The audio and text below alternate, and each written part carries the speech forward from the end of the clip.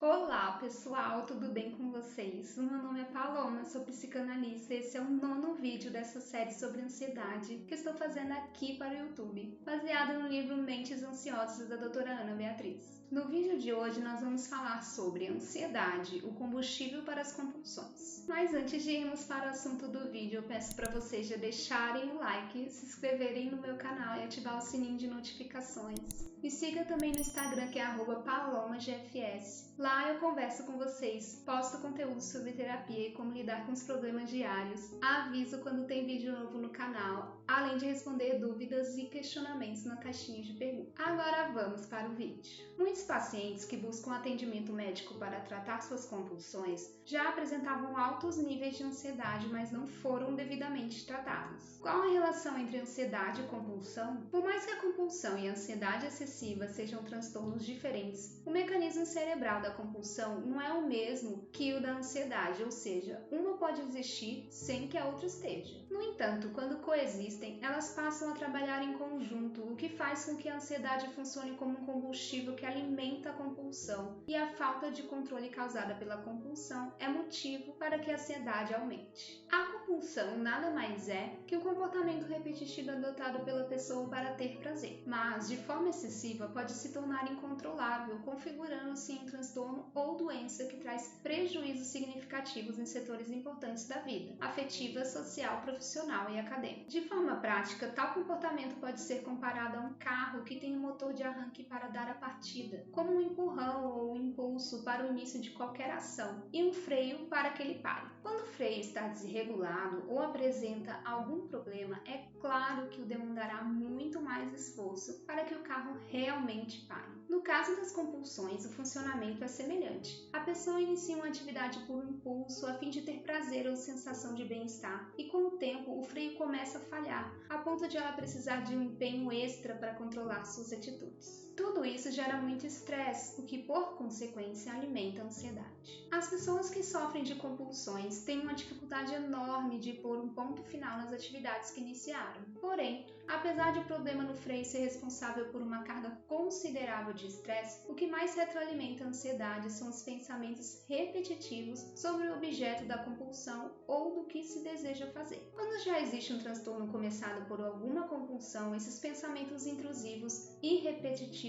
refletem o que se chamamos de fissura, um desejo incontrolável. São esses pensamentos obsessivos e indesejáveis que fazem com que o compulsivo só pense em repetir aquela ação. E quando a fissura está presente, infelizmente a dependência ou vício já se instalou. Como se não bastasse, a fissura é capaz de injetar mais gasolina em nosso motor de arranque, facilitando que o carro pegue e saia sem controle. Essa facilidade de arrancar, contudo, nada mais é do que uma analogia para a nossa impulsividade. Sendo assim, fica mais fácil entender por que pessoas impulsivas têm uma tendência maior de se tornarem compulsivas. Nesse contexto, a ansiedade se torna um combustível mais inflamável ainda. Quanto mais elevado ela estiver, maior é o poder de arranque, dificultando frear o descontrole. E quanto mais compulsiva a pessoa for, mais pensamentos obsessivos ela terá, aumentando os níveis de ansiedade. É um ciclo vicioso, explosivo. Essa íntima relação entre um problema e outro faz com que muitas vezes a ansiedade excessiva seja percebida apenas quando um quadro de compulsão já se instalou. Muitos pacientes que buscam atendimento médico para tratar suas compulsões já apresentavam altos níveis de ansiedade, mas que não foram devidamente tratados. É importante ressaltar que a compulsão, seja ela qual for, é um quadro muito mais grave e mais difícil de ser controlado do que a ansiedade em si. Tipos de compulsões mais comuns presentes em adultos: alimentar, internet, redes sociais, drogas, jogos, compras, sexo, roer as unhas, escoriar a pele e arrancar os cabelos. Em crianças e adolescentes, são jogos eletrônicos, internet e redes sociais, roer as unhas, compulsão alimentar e arrancar os cabelos. É cada vez maior o número de pessoas, sobretudo crianças e adolescentes, viciados em jogos eletrônicos, internet e redes sociais. Muitas vezes ouvimos de indivíduos em tal condição que se sentem nus quando não estão conectados ao celular. Sentem-se ansiosos com um sentimento de falta ou de incompletude, preocupados em sermos vistos, lembrados e até amados por meio da interação em redes sociais. Quando uma pessoa, por alguma razão, é impedida de usar o celular e passa a sentir sintomas característicos da abstinência, ansiedade, irritabilidade, insônia, mal-estar, podemos suspeitar de que já existe um certo grau de dependência e compulsão. Em crianças, o quadro se torna bem mais crítico, já que estão em fase de desenvolvimento e a socialização com outras crianças e adultos na vida real é muito importante para o aprimoramento de suas habilidades sociais e emocionais. Temos de ter em mente que a socialização presencial não pode ser substituída pela eletrônica. Em casos graves, pode-se observar crianças e adolescentes que passam horas e até dias sem comer, beber água ou tomar banho em função do estímulo e da interatividade com um ou mais adversários. O uso diário prolongado, mais de 2 horas, de aparelhos eletrônicos, seja para jogos, seja para socialização, já são suficientes para que as crianças e adolescentes se tornem vulneráveis a desenvolver um quadro de dependência digital. Como consequência, apresentarão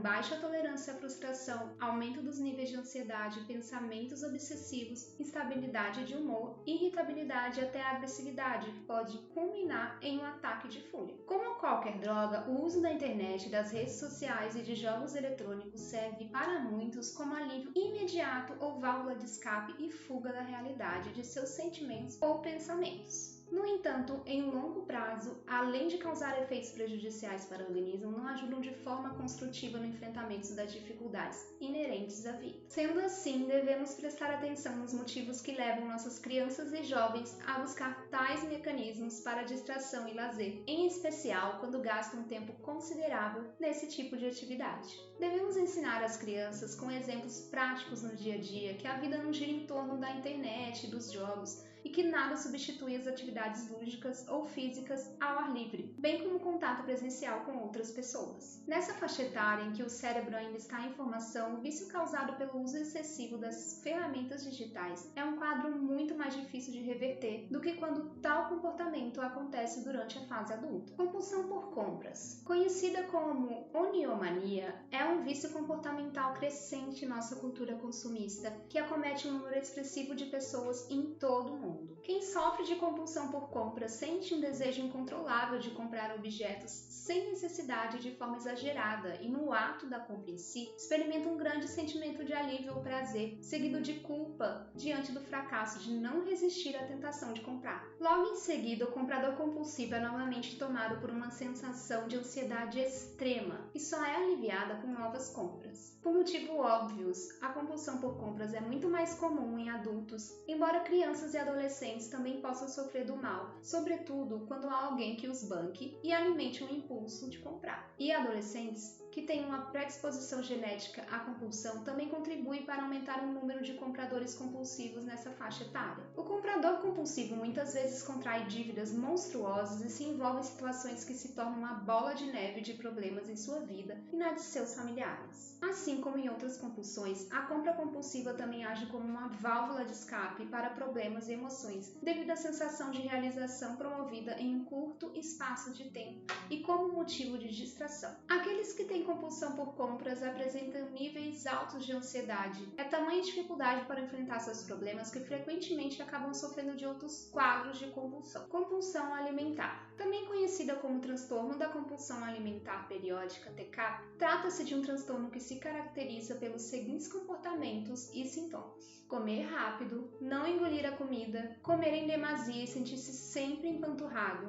falta de sensação de saciedade após comer, passar mal por comer em excesso, ganhos de peso, pensamentos recorrentes referentes à comida, fome e apetite elevados, sentimento de culpa após comer, episódios de orgias alimentares e dificuldade de parar de comer. Embora nem todo compulsivo alimentar apresente todos esses sintomas, o sentimento de culpa, a sensação de estufamento abdominal após as refeições por comer em excesso e a dificuldade em resistir e frear o ato de comer são características sempre presentes. Caso não recebam um tratamento adequado, eles podem desenvolver obesidade, bem como como apresentar transtornos de ansiedade em geral, depressão, entre outros problemas orgânicos que prejudicam a qualidade de vida e se refletem na vida adulta de forma bastante desagradável. As crianças que entram na puberdade com sobrepeso ou excesso de peso têm grandes chances de permanecer obesas ou sofrer o famoso efeito sanfona, oscilação do peso, pelo resto da vida. Compulsão por drogas e sexo. Muitas pessoas têm o hábito de beber, fumar, fazer uso de tranquilizantes e drogas ilícitas, como a cocaína, maconha, entre tantas outras disponíveis para descontrair e como forma de automedicar-se para aliviar o estresse, a ansiedade ou para anestesiar sentimentos dolorosos. No entanto, acabam gerando um problema bem mais grave de difícil controle. Tornam-se escravas dessas ferramentas que passam a ser itens obrigatórios para que elas se sintam bem. Pior, em muitos casos, a busca desesperada pela automedicação pode se tornar um caminho sem volta, infelizmente, com um final trágico. Com o sexo não é diferente. A compulsão sexual caracteriza-se por comportamentos e atos sexuais praticados de forma repetitiva e costuma se intensificar em momentos de mais estresse e ansiedade. É óbvio que não é a alta frequência da prática sexual que determina se o quadro é normal ou patológico, mas o sofrimento que ele é capaz de gerar. Quem é compulsivo por sexo apresenta pensamentos obsessivos e intrusivos, o que leva a sair em busca de prazer para aliviar a ansiedade de forma impulsiva e sem qualquer controle. Após o ato sexual, a pessoa sente muita culpa e vergonha por não controlar os impulsos. Porém, em seguida,